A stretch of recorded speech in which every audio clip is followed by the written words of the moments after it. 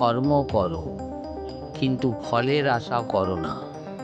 গীতা আমাদের নিঃস্বার্থভাবে কাজ করতে শেখায়। যখন ধর্মের অধঃপতন হয়, তখন ভগবান শ্রীকৃষ্ণ পৃথিবীতে অবতীর্ণ হন। অন্যায়ের বিরুদ্ধে সত্যের জয় নিশ্চিত। মনই মানুষের বন্ধু, মনই মানুষের শত্রু। যে মনকে নিয়ন্ত্রণ করার জীবনের সবচেয়ে বড় জয়। অহংকার, ক্রোধ ও লোভ মানুষের পতনের কারণ। শান্ত ও নম্র মনই সুখের পথ দেখায়। যে ব্যক্তি সুখ দুঃখে সমান থাকে, সেই প্রকৃত জ্ঞানী।